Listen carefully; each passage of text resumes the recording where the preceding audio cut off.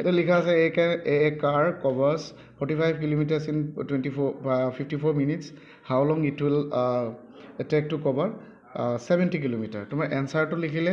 এনসাৰটোৰ মই যেটো লিখা প্যাটাৰ্নটো কৈছো প্যাটাৰ্নটো লিখিলে তুমি গমে পাইছা এটো ডাইৰেক্ট প্ৰপৰচন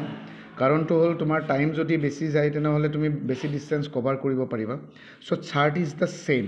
তোমাৰ এটো চাৰ্টত এনেকুৱা নহয় যে তুমি যি কোনো এটা দুটা ভেৰিয়েবল আছে ইয়াতে ডিসটেন্স এটো কিলোমিটাৰ মানে ডিসটেন্স আৰু এটো টাইম তো যদি তুমি টাইমটো ওপৰত লিখা তেনেহলে একো প্ৰবলেম নাই টাইম আৰু ধৰা হ'ল ডিসটেন্স ইয়াতে লিখিলা এই যেটো ভেৰিয়েবল গেটা ওপৰে তলে লিখাৰ কোনো প্ৰবলেম নাই তুমি আইদাৰ ডিসটেন্সটো ওপৰত লিখিব পাৰা টাইমটো তলে লিখিব পাৰা কোনো কথা নাই তাৰ পিছত কেৱল টাইমটো চালে তুমি টাইমটো আছে ইয়াতে 54 মিনিটস তো 54 বহাবা আৰু লগে লগে 54 লগত ৰিলেটেড ডিসটেন্সটো লগে লগে ইয়াতে বহাবা এটো 45 এইবাৰ তুমি চাবলে how long it will take to cover 70 kilometre তো কিলোমিটাৰটো দিয়া আছে তোমাৰ ডিসটেন্সতে সো তো 70 কিলোমিটাৰটো তুমি ডিসটেন্সত লিখিলা লিখি তোমাৰ টাইমটো নাই তো x বহাই দিয়া ইয়াতে ঠিক আছে the answer is very simple as I said before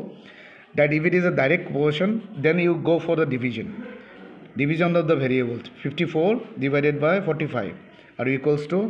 x divided by 70 so I am making a different calculation now ধৰা হল এই ক্যালকুলেশনটো তুমি এনেকে এটু লাইন লিখিছা প্ৰথম 54 into 70 এইফালে আৰু এইফালে ধৰা হল x টো এইফালে গল x into 45 then don't worry about that okay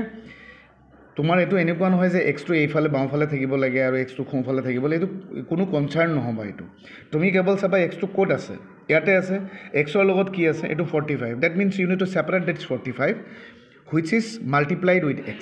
to multiply হৈ থাকিলে এইফালে যদি তুমি ৰিটাৰ্ন আনা তেনেহলে এটো ডিভিজন হৈ যাব সো ডিভিজন হলে এটো হ'ব ওপৰত হ'ব 54 into 70 and down side you will get 45 আৰু তোমাৰ right সাইডত x will be alone ঠিক আছে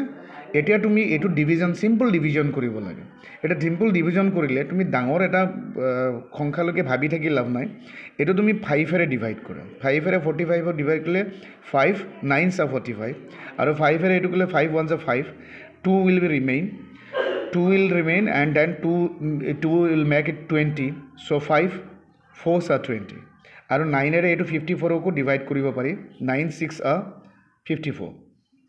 ঠিক আছে তো ৰিমেইনিং পাৰ্টটো তুমি লিখি লব পাৰা এনেকে ৰিমেইনিং পাৰ্টটো তোমাৰ 6 ৰখি গল আৰু ইয়াতে ৰখি গল 14 আৰু that's the right side you will get x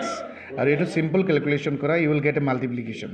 6 1s are 60 and 6 4s are 24 60 plus 24 it will be 84 equals to x